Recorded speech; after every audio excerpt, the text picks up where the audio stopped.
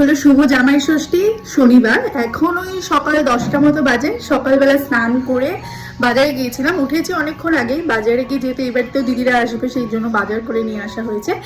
তারপরে স্নান করে নিয়েছি, স্নান করে সকালে ব্রেকফাস্ট ডান। যারা দূরের জামাই তারা অলরেডি শ্বশুরবাড়িতে পৌঁছে গেছে। আমাদের তো শুধু রেল লাইনের এপার আর ওপার, সেই জন্য খুব তাড়াতাড়ি চলে যেতে পারবো। এখন ওই 10টা মতো বাজে। আমি এখন রেডি হব, আমার স্নান হয়ে গেছে কিন্তু ও এখনো স্নান করেনি, ও স্নান করবে। আমার রেডি হতে হতে ওর হয়ে যাবে। তো আজকের ভিডিওটা চেষ্টা করব আজকেই শেয়ার করার, মানে অল্প অল্প করে। তো দেখা হচ্ছে, রেডি হয়ে তোমাদেরকে দেখাচ্ছি। আজকে আমি এই শাড়িটা পরবো। এই শাড়ির কোনো ব্লাউজ পিস নেই, তো এটা একটা অন্য শাড়ির ব্লাউজ। এটা পরে দেখি কিরকম লাগে। এটা আমার শাশুড়ি মায়ের শাড়ি, দেখে আমার কালারটা বেশ ভালোই লাগলো, এই জন্য ভাবলাম আজকে এটাই পরি, হালকা পাতলা। কালকে খুব বৃষ্টি হয়েছে কিন্তু আজকে আবার সেই রোদ আছে, গরমও রয়েছে। আমি শাড়ি পরে নিয়েছি, এবার হালকা একটু মেকআপ করে নেব, মানে একটু সেজে নেবো আর কি, যেহেতু খুব গরম। গরমে অল্পই সাজবো, বেশি সাজবো না।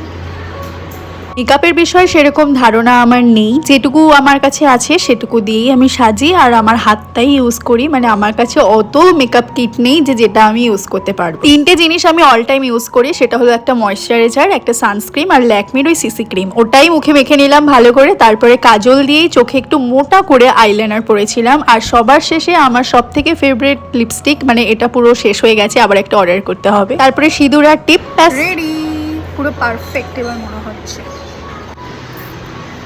আমি পুরো রেডি হয়ে গেছি আর ও এখনও পেছনে বসেই রয়েছে, স্নান হয়নি।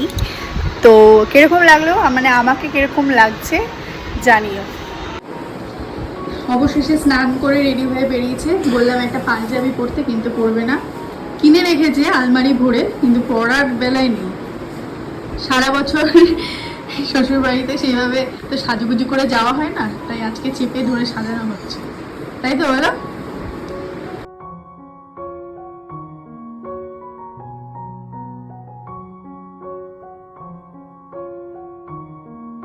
আজকে আমাদের জামাই ষষ্ঠীর মেনু বলো। আমাদের জামাই ষষ্ঠীর মেনু হচ্ছে মাংস, চিকেন আর ফ্রাইড রাইস আর চাটনি, আর সাথে মিষ্টি। আমরা তাহলে এগোলাম। সকালে যখন বেরিয়েছিলাম তখনই মিষ্টি এনে রেখেছিলাম, তো সেটা নিয়েই বেরিয়ে পড়লাম ওই 11টা নাগাদ। বাইরে ভালোই রোদ ছিল, বলেইছিলাম আমাদের রেল লাইনের এপারে শ্বশুরবাড়ি ওপারে বাপের বাড়ি, ওই 5 মিনিট মতো লাগবে যেতে। রেলগেটটা তোলাই ছিল। ওই বাড়িতে কি কি হচ্ছে নেক্সট পার্টে দেখাচ্ছি।